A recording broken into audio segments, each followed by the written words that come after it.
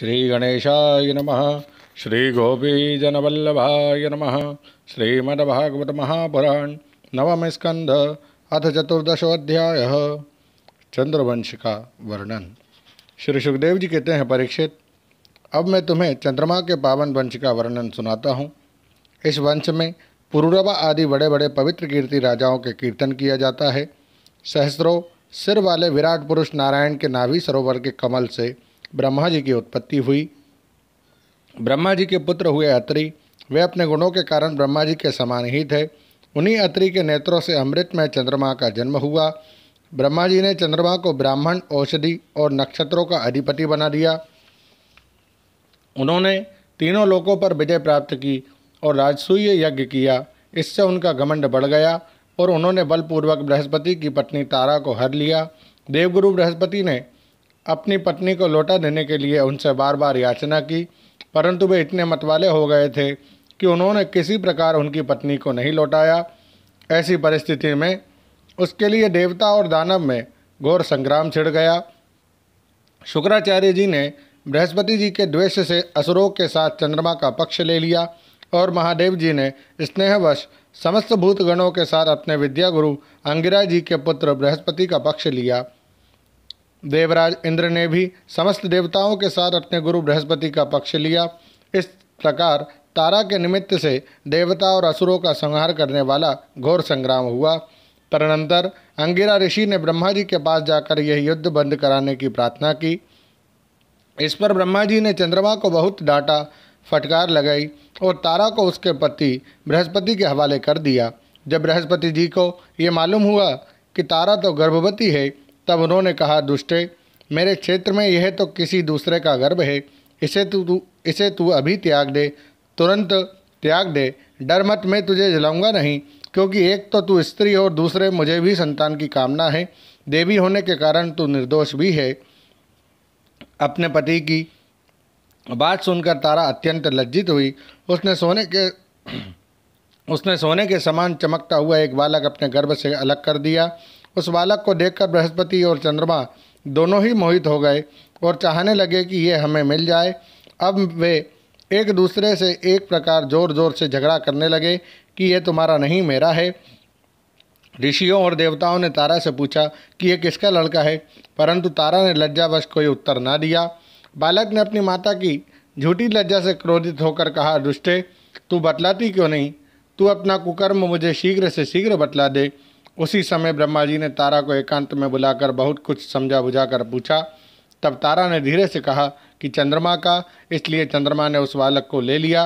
परीक्षित, ब्रह्मा जी ने उस बालक का नाम रखा बुध, क्योंकि उसकी बुद्धि बड़ी गंभीर थी। ऐसा पुत्र प्राप्त करके चंद्रमा को बहुत आनंद हुआ।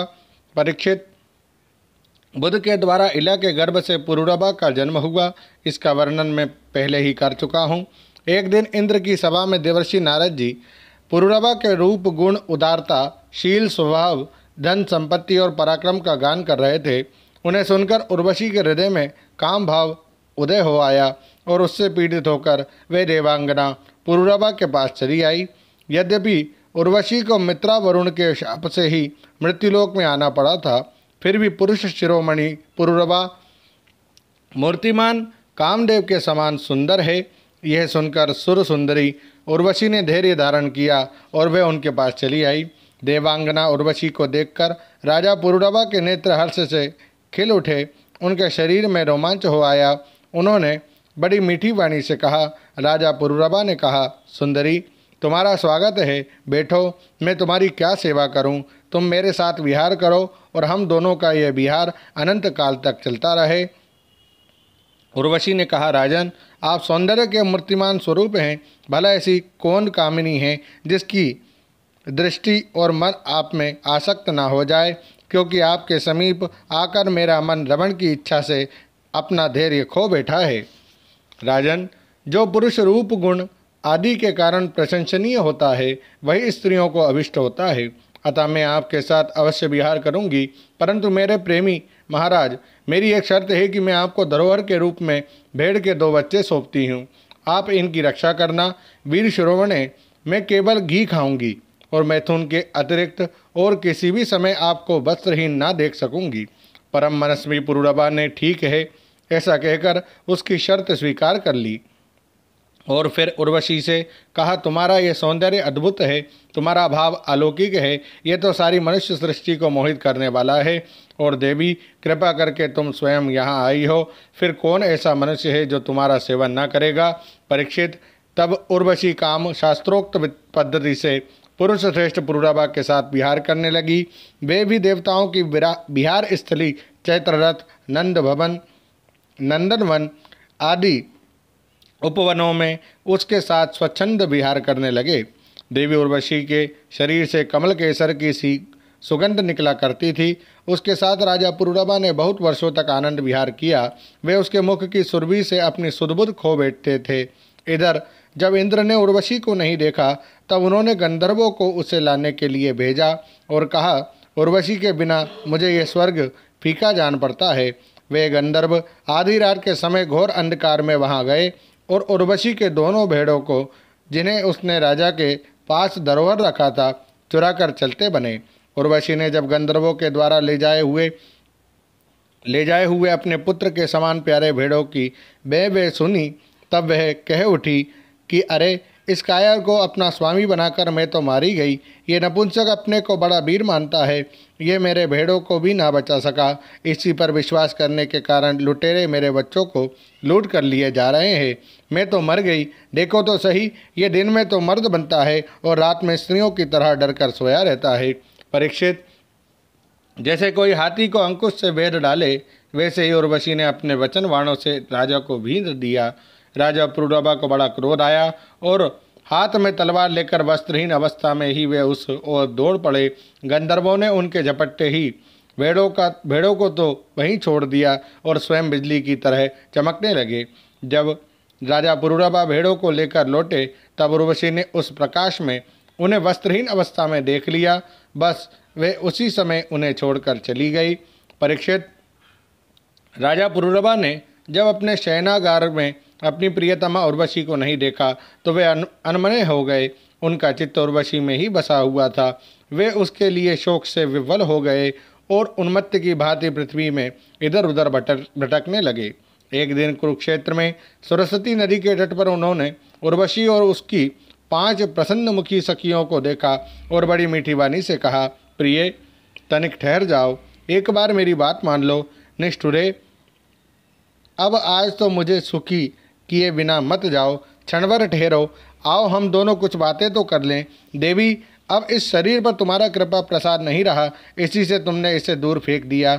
अतः मेरा यह सुंदर शरीर अभी ढेर हुआ जाता है और तुम्हारे देखते देखते इसे भेड़िए और गिद्ध खा जाएंगे। उर्वशी ने कहा, राजन, तुम पुरुष हो, इस प्रकार मत करो। देखो, सचमुच ये भेड़िए तुम्हें खा ना जाए। स्त्रियों की किसी के साथ मित्रता नहीं हुआ करती। स्त्रियों का हृदय और भेड़ियों का हृदय बिल्कुल एक जैसा होता है। स्त्रियां निर्दय होती है और क्रूरता तो उनमें स्वाभाविक ही रहती है। तनिक सी बात में चिढ़ जाती हैं और अपने सुख के लिए बड़े बड़े साहस के काम कर बैठती हैं। थोड़े से स्वार्थ के लिए विश्वास दिलाकर अपने पति और भाई तक को मार डालती है। इनके हृदय में सौहार्द तो है ही नहीं। भोले वाले लोगों को झूठ मूठ का विश्वास दिलाकर फांस लेती है और नए नए पुरुष की चाट से उल्टा और स्वच्छंद चारणी बन जाती है। तो फिर तुम धीरज धरो, तुम राजराजेश्वर हो, घबराओ मत। प्रति 1 वर्ष के बाद एक रात तुम मेरे साथ रहोगे, तब तुम्हारे और भी संतानें होगी। राजा पुरूरवा ने देखा कि उर्वशी गर्भवती है, इसलिए वे अपनी राजधानी में लौट आए। 1 वर्ष के बाद फिर वहां गए। तब तक उर्वशी एक वीर पुत्र की माता हो चुकी। उर्वशी के मिलने से पुरूरवा को बड़ा सुख मिला और वे एक रात उसी के साथ रहे। प्रातःकाल जब वे विदा होने लगे तब विरह के दुख से वे अत्यंत दीन हो गए। उर्वशी ने उनसे कहा, तुम इन गंधर्वों की स्तुति करो, ये चाहे तो तुम्हें मुझे दे सकते हैं। तब राजा पुरूरवा ने गंधर्वों की स्तुति की। परीक्षित, राजा पुरूरवा की स्तुति से प्रसन्न होकर गंधर्वों ने उन्हें एक अग्निस्थाली अग्नि स्थापन करने का पात्र दिया। राजा ने समझा यही उर्वशी है, इसलिए उसको हृदय से लगाकर वे एक वन में दूसरे वन में घूमते रहे। जब उन्हें होश हुआ तब वे स्थाली को वन में छोड़कर अपने महल में लौट आए एवं रात के समय उर्वशी का ध्यान करते रहे। इस प्रकार जब त्रेता युग का प्रारंभ हुआ तब उनके हृदय में तीनों वेद प्रकट हुए। फिर वे उस स्थान पर गए जहाँ उन्होंने वह अग्निस्थाली छोड़ी थी। अब उस स्थान पर शमी वृक्ष के गर्भ में एक पीपल का वृक्ष उगाया था। उसे देखकर उन्होंने उससे 2 अरणियाँ मंथन काष्ठ बनाई। फिर उन्होंने उर्वशी लोक की कामना से नीचे की अरणी को उर्वशी, ऊपर की अरणी को पुरुरभा और बीच के काष्ठा को पुत्र रूप से चिंतन करते हुए अग्नि प्रज्वलित करने वाले मंत्रों से मंथन किया।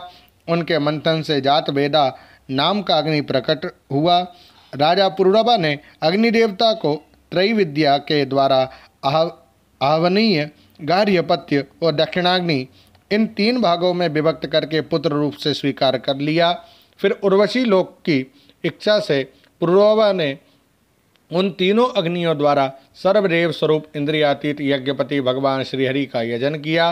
परीक्षित, त्रेता के पूर्व सतयुग में एकमात्र प्रणव ओंकार ही वेद था। सारे वेद शास्त्र उसी के अंतर्भूत थे।